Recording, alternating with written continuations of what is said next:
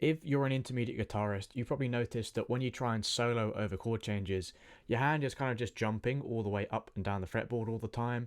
Your playing sounds a bit disconnected from the music, and you always feel like you're just kind of guessing where you're supposed to be going next. It always feels like you're just one step behind. Well, today I'm going to show you a professional technique I was taught when studying for my music degree that's made playing through these chord changes both simpler and also nicer to listen to for my ears, at least in my opinion. I'm also going to show you how the greatest guitar players are using this as well, so you know that it's a legit technique. So, to show you what intermediates are doing wrong, I want you to imagine this for me. Imagine you have two people who are hunting for their dinner out in the wild. These two people, they take wildly different approaches. They have different strategies. You have one man who starts chasing like deer, elk, like turkeys and chickens or whatever. And whenever he tries to do this, he's always a bit too slow and it's really obvious to the animals and he frightens them away whenever he's running up to try and catch them. And then you have another man who tries a different strategy. He settles down in one spot and places some bait down and patiently waits for the animals to come towards him. In my opinion, I think that's a lot smarter of a strategy. Well, for most intermediates, we find ourselves in the exact same position as the man who chases the animals. We have bad strategy when it comes to improvising through these chord changes. Let me show you what this might sound like over an A minor blues. We would probably play something that sounds and looks something like this.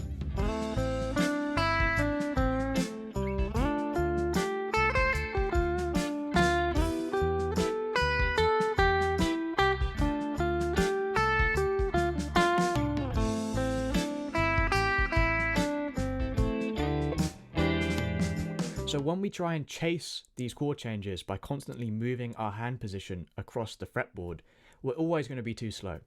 It feels like running on a treadmill that's just going way too fast for our legs to kind of keep up, and eventually we just kind of fall off it embarrassingly. So every time a new chord comes around, we have to travel miles all the way across the fretboard. And because our mind is like so preoccupied with where our hand is supposed to land, right?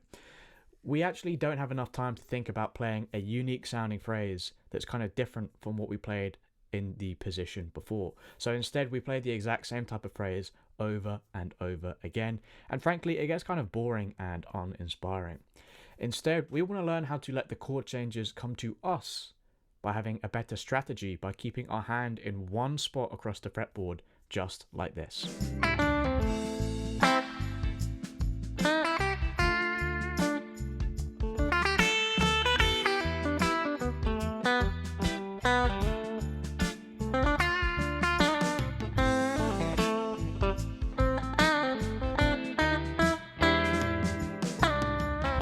Back when I was learning how to solo through chord progressions and chord changes, I had memorized all these different scale positions across the neck, but every time the chords moved, I felt either lost or I was always playing the exact same licks over and over again, and I was always scrambling to find a new position to play, and I was pretty much just hoping for the best every time the chord progression came through.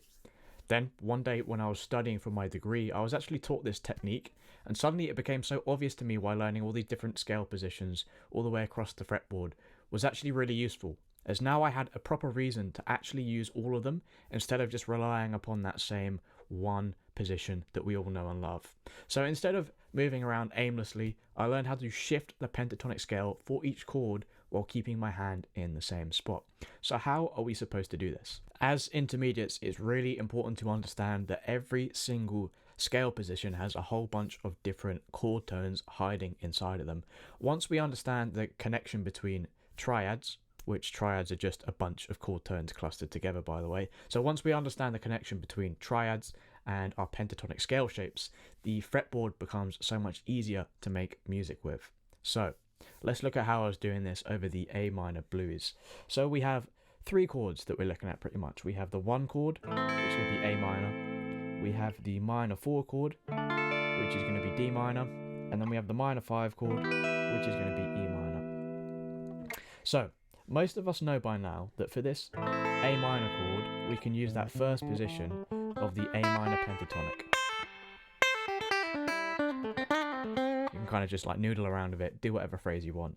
And the reason we can get away with that is because we have this triad shape, which are the chord tones, of A minor inside. So it's going to sound like we're playing over A minor when we play in this shape over here. But the thing is, most of us, we're always just kind of like just copying, pasting it over here for the next chord that comes by in our progression. And again, there's times that we want to be able to do this, but we also, it's going to be quite limiting if this is the only thing we know how to do. So instead of doing that, we need to find a way to play that D minor triad that's really close to where our hands already are, so we don't have to shift around the fretboard. And luckily, this guy right here is literally right on top.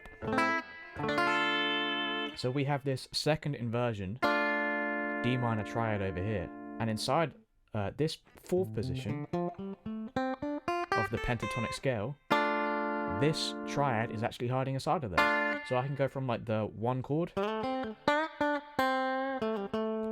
then like the minor 4 chord can come around,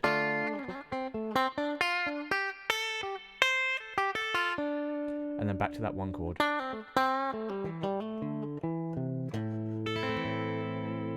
Now, what are we supposed to do for the minor 5 chord then? We have this E minor over here. Again, it's really quite a large distance to kind of jump from here to here.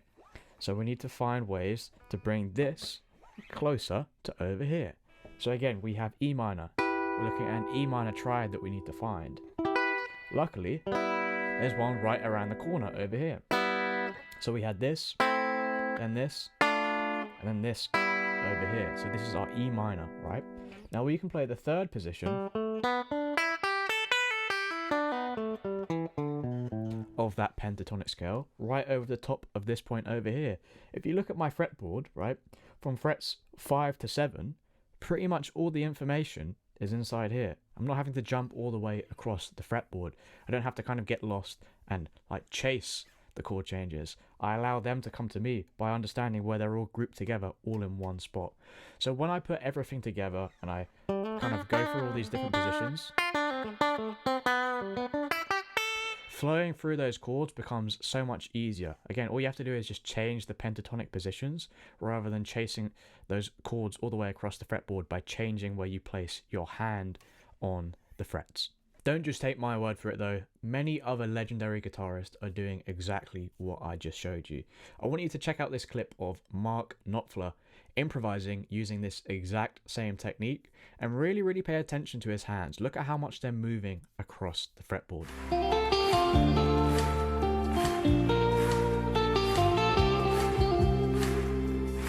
So great guitarists, they're making the chords come to them by shifting their mindset and how they visualize the fretboard rather than shifting their hand position all the way across the neck and always getting lost all the time. So let's break down what Mark was doing in that clip over there. So he's only playing over 3 chords. We have the chords D minor, we have the chord B flat major, and then we have the chord C major. So over the first chord we have D minor, and he's playing this kind of like in this D minor pentatonic box over here, position 1. So he plays a phrase that's like,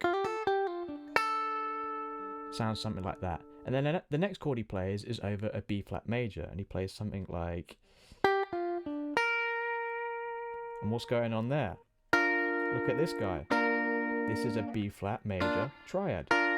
So he's playing around this 4th position.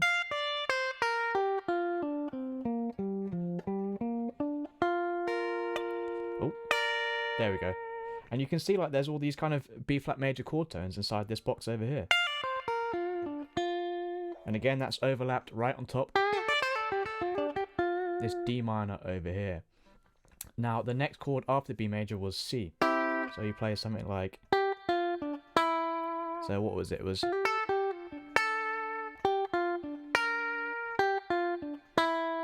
so you can see he lands over here, and look, we're right in this spot of this C major triad, and over the top of this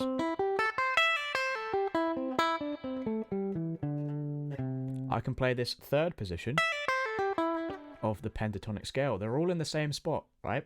So this concept, it works for any chord progression. All we need to do is understand where the triads fit inside of our pentatonic scale shapes.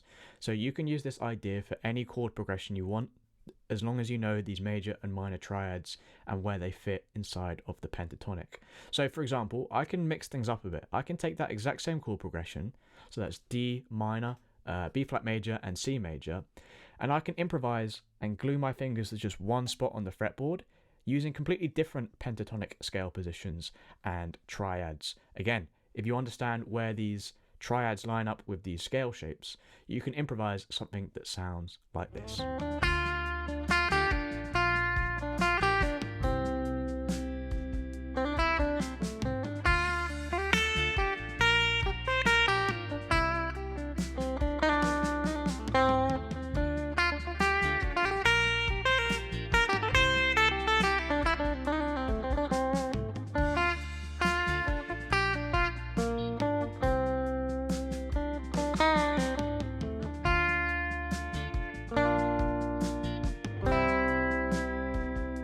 Most guitarists, they don't realize that once you learn your scale positions and you know some triad shapes, combining them all together is actually relatively simple. If this has opened up your eyes to a new way of thinking about improvisation, I dive deeper into this kind of stuff in my intermediate guitar transformation service. I break down my step-by-step system right alongside you, allowing you to connect scales, triads, and theory and actually make music as simply as possible. So if that's interesting to you, you feel like you want to level up your playing, check the link in the description to find out more. And again, it's also going to be in the pinned comment. But now, I want you to grab your guitar, try this technique out, and let me know in the comments if it's changed the way that you see the pentatonic scale.